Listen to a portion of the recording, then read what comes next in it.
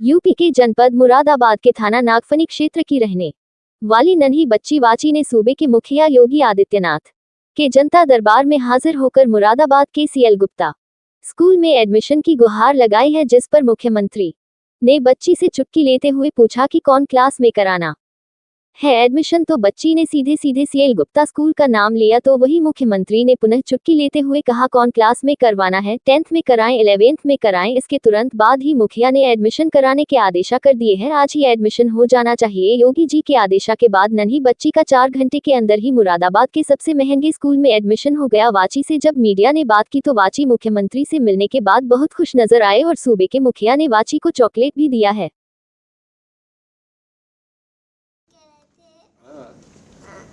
यानी तो स्कूल नहीं जाना चाहती है? नहीं, स्कूल जाना चाहती हूँ। तो फिर क्या चाहते हैं?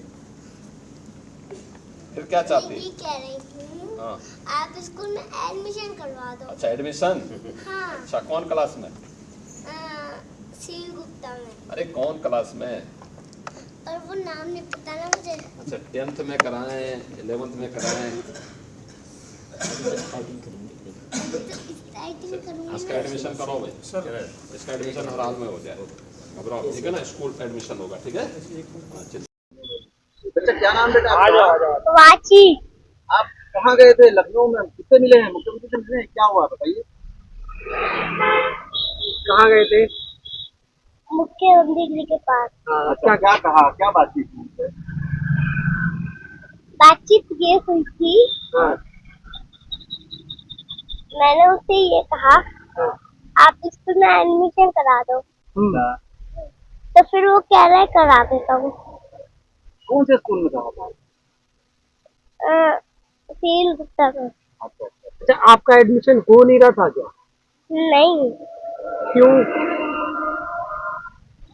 मम्मी 5 बार आ गई, 7 बार आ गई, तब भी हुआ नहीं है एडमिशन। अच्छा हो ही नहीं रहा था, परेशान हो गए थे आप।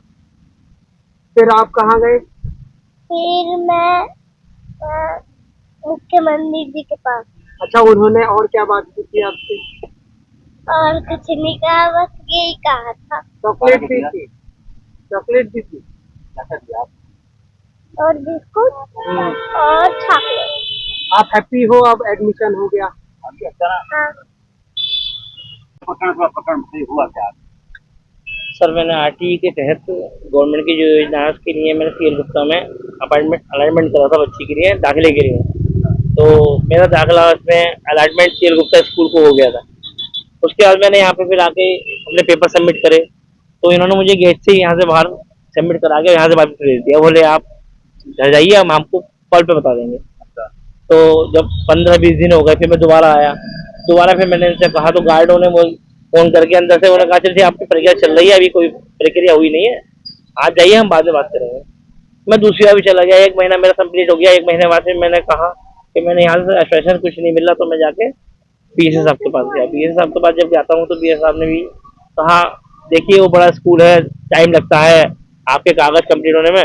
मैं चलिए कोई बात, आप कागज देख लीजिए, कागज तो मेरे कंप्लीट है ही, बाकी जो कागज में इशू होगा आप देख लीजिएगा।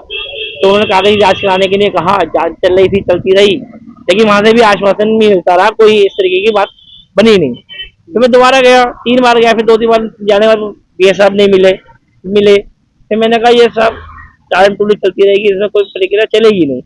फिर मैं चला गया लखनऊ निदेशालय, वहाँ जाके मैंने अपनी बात रखी कही साहब से, तो उन्होंने मुझे आश्वासन दिया कि चलो मैं मुरादाबाद बीएसए को बोलता हूँ। और उन्होंने फोन पे बात करी, कहा उन्होंने उनसे डिस्कशन उनका हुआ होगा, फोन पे बात रही, मेरी बात समझ में नहीं आई।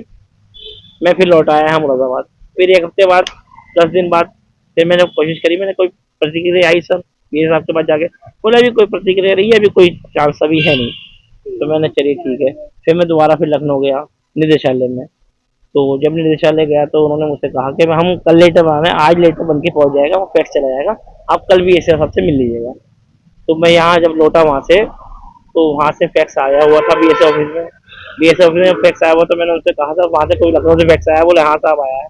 तो मैंने कहा सर वो उसके क्या कार्रवाई चल रही है? तो उन्होंने पहला नोटिस 12/6/2025 को सीएल गुप्ता के लिए भेजा। 12/6/2025 को सीएल गुप्ता की नोटिस भेजा, तो 1 हफ्ता इंतजार करा मैंने, बहुत इंतजार करते करते 10 दिन हो गए। स्कूल की छुट्टी भी खत्म होने लगी। मैंने कहा पता नहीं शायद एडमिशन हो या नहीं हो। अब तो डामाडोल सा लग रहा है। मैंने एक बार मुख्यमंत्री जी से जाके वो मिल लीजिए, अगर होगा तो हो जाएगा, वरना कोई बात नहीं। हम लोग पूरा परिवार सहित सीएम साहब के यहाँ कल 23 तारीख को चले गए, वहाँ जाके मिले।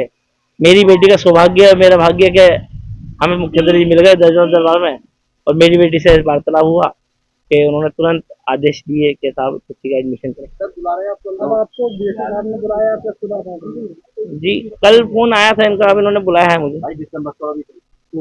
तो अब मैं आया हूँ। आज देखता हूँ क्या प्रक्रिया चल रही है। अभी तो मुझे आपको ये फोन पे जानकारी मिल गई थी कि एडमिशन हो गया? डीएम साहब द्वारा मुझे कहा गया था कि आपकी बेटी का एडमिशन हो गया है, आप देख लीजिए। अच्छा, तब कितना समय लगभग उसमें परेशान रहे? 3 महीने परेशान था, लगातार 3 महीने। तो आपसे कौन सी एजुकेशन उसके तहत है? आरटीई के तहत कराया नर्सरी में मैंने। जैसे इतनी देरी हो रही है, इतना बड़ा स्कूल है, तो क्या मानते हैं इस तरह की देरी क्यों की जा रही है? सर मैं तो बहुत कोशिश करके मैं इतना ऊपर चला भी गया, शायद हो सकता है मेरे जैसे और लोग भी हों जो ना पहुंच पा रहे हैं और नहीं पहुंच पाए होंगे। बाकी क्या कहेंगे मुख्यमंत्री? बड़े स्कूल में तो बड़े ही रखे। मुख्यमंत्री बहुत बहुत धन्यवाद, बहुत बहुत आभार।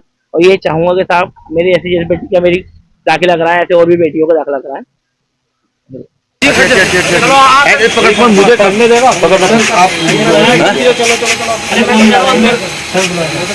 हाँ कोई बात नहीं, कोई बात नहीं, मुझे बताना अंदर जाकर। तो अंदर चल रहे हैं, अंदर ही मना करते हैं। सर अंदर नहीं है, पूछो अगर मीडिया वाला है पूछो।